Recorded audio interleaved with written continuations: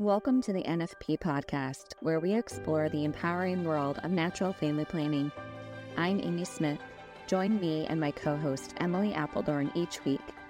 Together, we're here to dive deep into the science, the stories, and the spirituality behind NFP. Every week, we push back against the free love culture and advocate for a culture of responsible love, where intentionality and respect are at the forefront of family planning. Join us as we discuss everything from the practicalities of charting and fertility awareness to the profound impact NFP can have on relationships and communities. Whether you're new to NFP or a seasoned pro, our podcast is your go-to resource for honest conversations, expert insights, and real-life experiences. So grab a friend, settle in, and get ready to be inspired. This is the NFP Podcast. All right, everyone, welcome back to the podcast. It's a solo episode, just me here today. And we are going to be talking about conception, the moment of conception when a human life comes into existence, happens in the outer portion of the fallopian tube. After a woman has ovulated, a male sperm fuses with the female egg, the ovum, and it forms a single cell human and at this stage, the human being is a zygote. It's their stage of human development. That marks the beginning of a pregnancy and the formation of a new human individual. This process is also called fertilization. And I will reference various scientific peer-reviewed journal articles about this very topic. Why is the moment of conception an important topic for a podcast like the Natural Family Planning Podcast, the NFP Podcast? Well, because this is why we have to use natural family planning. Well, one of the reasons why we have to use natural family planning is that human life begins at conception. So many hormonal methods now, if you're considering options for family planning, so you and your spouse have been discerning that, having intercourse, random acts of intercourse, not being aware of our not being aware of the fertility cycle is just not something we want to do. We want to be aware of when we're engaging in intercourse and how that act of intercourse lines up with our fertility and therefore whether or not we will be able to get pregnant or not. So you're in that camp. And so you start looking at different methods that are available to you for family planning. And you look at hormonal methods. Well, one of the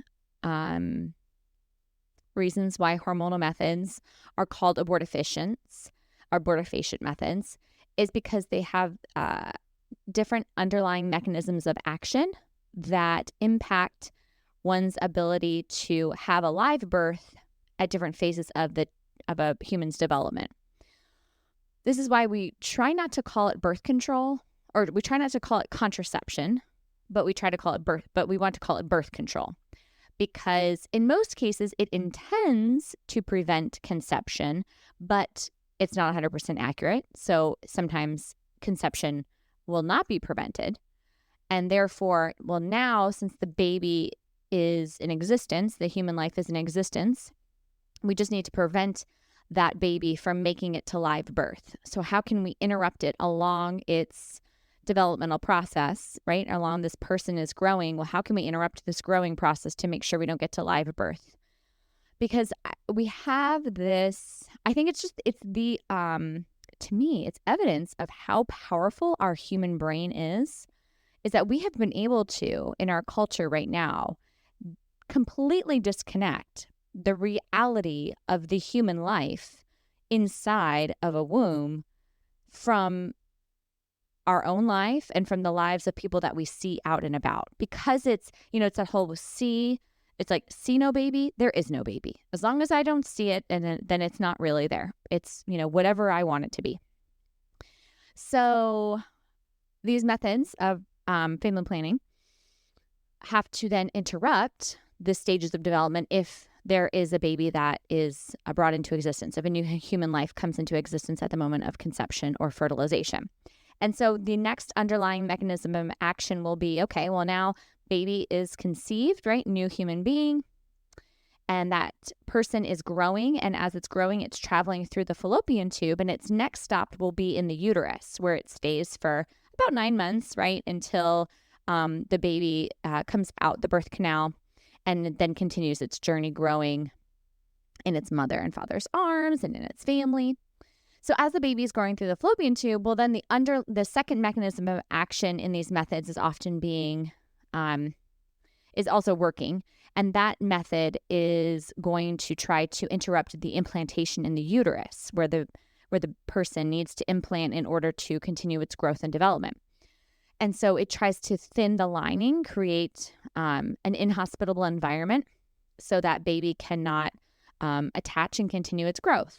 And then the baby dies. So that's how birth control methods and that sort work. There's also non-hormonal, I believe it's a non-hormonal, I think it's the copper IUD. Feel free, someone correct me. I don't know if that's correct or not. But one of the IUDs, an IUD, it's kind of like, I always think of IUDs as umbrellas, right? They put him up the cervix and then it opens. And the IUD, while it doesn't interrupt ovulation, so ovulation still takes place, which means if you're ovulating and you're having acts of intercourse randomly, then there is a chance that you can be getting pregnant.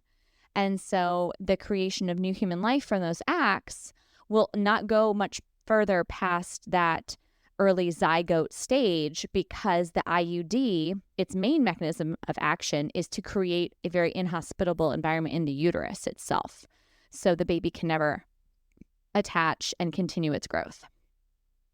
So that moment of conception is when that new human life comes into creation. And then from that moment, we have to decide, before that moment, really, we have to decide, okay, so what is the act that brings about the creation of a new human life, right? That a new human life comes into existence at that moment of conception. And so everything we decide to do before that moment is just so incredibly important and completely within our control and within our purview of responsibility. And that's why when we talk about responsible love, that's what we mean. It's knowing that conception is when a new human life comes into existence. And it's knowing that that happens through the marital act between a man and a woman in marriage, when that happens and that new human life comes into existence. And that when that act takes place, that there is a potential for that new human life to come into existence. And so we know that in order to prevent conception from ever taking place, sexual abstinence is the 100% foolproof way to make sure that a new human life does not come into existence. Whenever I think of abstinence, actually, I think of that scene from I think it was the Amazon Prime original series on Victoria. I think the title of it was Victoria. It was so well done. I really enjoyed it. And there's one scene in there in particular that I just loved. I didn't realize her story and how many children she had as the queen. And I think she had already had a couple of babies at this point when this scene took place. She had spoken to a friend. It actually might have been even one of the staff at the palace. Anyway, someone told her that if you do this like ritual after sex, then you won't get pregnant. So her and her husband engage, in intimacy that night. And he's sleeping and she gets up and sneaks away into almost like the closet, like the little room off of their room. And I think she's like bouncing and she's like waving some like almost like a fan down there. I remember laughing so hard watching this. And anyway, she's doing this and her husband walks in. He comes in. And he's just smiling. He's like, "What are you doing?" And she says something to the effect of, basically tells them like, "Well, if I do this, I hear that I can't get pregnant." And he, very gently and somewhat not seductively in the negative sense of that word, but romantically, I guess we'll say, kind of approaches her and says, "Sweetheart, you know that the only way to not have a baby is to not have, intercourse." And I don't even know if he uses that word. And he says, he leans in closer to her and kind of like breathing heavy, right? Like it's a very heated moment, and says, "Is that what you want?" And she's just like, "No," she's like, "No, I like that. I don't want that to happen." And so anyway, and obviously at that point they had no understanding of like human biology and, well, probably not no understanding, but they did not have the modern methods of natural family planning that we do today. Let's just say that. And so it was abstinence or just whatever, God wills and provides and whatever happens. And so anyway, I think at that moment when I think of the conversation of abstinence and preventing the creation or of a new human being when that person comes into existence and conception. Because it's kind of a funny anecdote of, okay, well, this is the 100 sure proof way to do that. Luckily nowadays, though, we have methods like modern methods of natural family planning. And so, no, you don't have to just completely avoid intercourse as a married couple or have more children than you feel like you could manage in a responsible way. And so knowing, these biological markers, knowing our human physiology now, we can, as responsible adults engaging in sexual intercourse, we can know with a high degree of certainty when highly motivated, when we are fertile, when we are not fertile, and then we can avoid and we can achieve based on that information. We can engage or abstain from sexual intercourse within our marriages. Now, some of you might be thinking, well, what about a condom? Because a condom and other barrier methods, well, there's nothing preventing ovulation there. And a double win, there's nothing preventing implantation. It's just a barrier method to give us a little extra, to allow us to have intercourse with higher degree of frequency than maybe we think our bodies are letting us or our understanding of our human physiology is allowing us. Because, let's say I have a 28-day cycle. Well, if I have a week of bleeding, that cuts out 7 days. So now we're only down to 21 days a month of potential acts of intercourse. Maybe I'm going to be generous here, right? And say, well, then we got another whole week of mucus. I'm trying to avoid a pregnancy. So then that's another 7 days knocked out. So now we're only talking 14 days of potential acts of intercourse that we can have that are infertile. And that's just not enough for us. We want to have intercourse more frequently than that. And of course, God wants us to have more intercourse more frequently than that. We should be able to have intercourse whenever we want because we're married and this is the context for it. And so clearly, barrier methods are the go-to choice. As we've talked about before on this podcast, the marital act and sex itself is not, God did not gift this to us for our pleasure. When people say that, like, well, God gave us, I think this is often done, I think it's almost always done with very good intention of people feeling uncomfortable with their sexual desire and our nature as sexual beings and being Christian. It's almost like they feel like this true sexual pleasure and Christianity cannot possibly go together. It's just an uncomfortable. Because of the intensity of that pleasure, it's so different than pleasure we get from eating and from drinking and from, success or power or whatever other thing. Like, this is a very unique experience of human pleasure because it's an experience of divine intimacy. The marital act, right? The marital act images itself. It images who God is. It's the best image of who God is this side of eternity. It's the joining of man and woman to come together in this great act of love, experiencing this intense climactic feeling together that is so powerful. New life is created in it. And God, we know, is a life-giving lover. That is who God is. God is a life-giving lover through and through. And we get to participate in that through the act of life-giving love. And so the use of barrier or condoms and this idea of, well, sex is for my pleasure. God gave it to us to be, in a pleasurable experience for our marriage. And therefore we should be able to engage in it in whenever we want for the health of our marriage. I think a lot of stuff is missing there or just misunderstood in what the act was created for. It's not created for our pleasure. We get to enjoy the act, but for the purpose of imaging God. The act is for imaging God. That's what the act is for. It wasn't for our pleasure. And that extreme moment of climactic love and ecstasy, almost that feeling of ecstasy, is nothing. It's nothing but a sliver, not even a sliver. That's being generous. A sliver of the experience we will encounter when we are face to face with love itself, with God Himself. That for those of us that are in the vocation of marriage, that have had that experience with our spouse and know the intensity of that experience, I mean, now take that and we can't even imagine, right? No eye has seen, no ear has heard, no marital couple has really experienced the love with which we will hopefully get to live for all eternity with God. And that is why sex was created. It was created to image who God is, and God is a life-giving lover.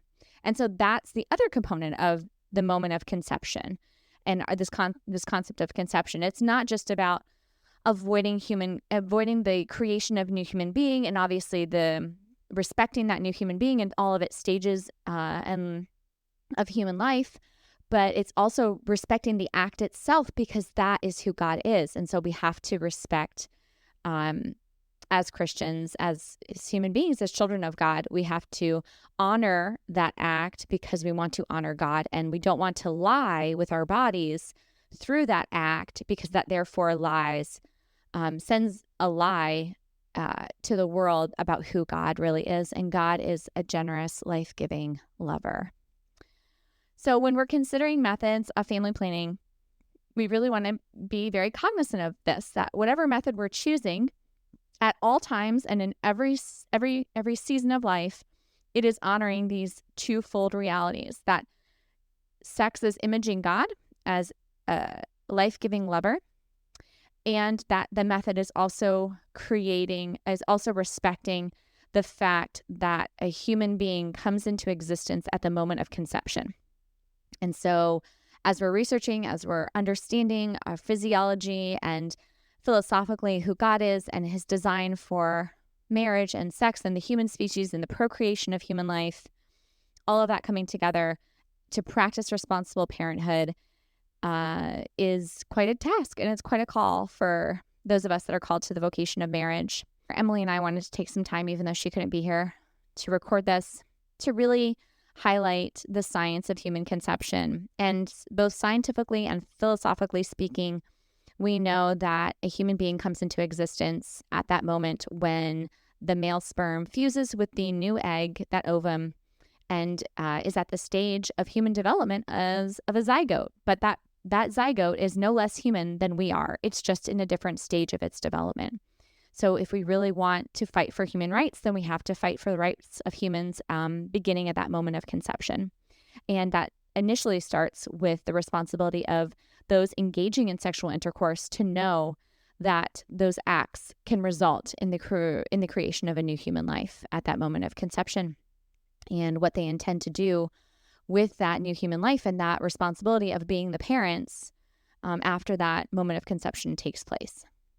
The second part of, I guess it would be a third part now, since we talked about the science of conception, kind of the philosophy of, well, what does the sexual act actually, who does it image and what is it made for, and why we can't, use other methods that maybe don't prevent conception, but that allow for conception to take place, and even fertilization and natural human development, but have the direct intention of interrupting conception by use of a barrier method.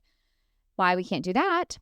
The third part of this kind of conception conundrum is not only just the reality that conception is the moment in which a new human life comes into existence, and that we can't use even methods like barrier methods, because we have to also respect the act by which human life comes into existence, that marital act, because the marital act images God, who is a generous, life-giving lover. And the third part of this is, and you could argue maybe the most important part, especially from the worldview of a Christian, is that at the moment of conception, we also have the moment of an ensoulment, if you will, when that human person has a soul. It's not just body, but that person also has a soul. And I want to read a little bit of an excerpt from an article from Catholic Answers, and I'll post a link to it online. It says that in the Old Testament, the psalmist assumes the humanity of the unborn child at conception when he says in Psalm 51:5, "Indeed, I was born guilty, a sinner, when my mother conceived me." This indicates that the unborn child possesses a sinful, fallen nature at the time of conception, though it does not manifest in actual personal sins until later, Romans 9:11. Since sin is a spiritual phenomenon, the presence of a sinful nature indicates a spiritual nature and thus a soul, making a child a complete human being from the moment of conception. The humanity of the unborn at all stages of development is also indicated by the biblical terminology used to refer to unborn children.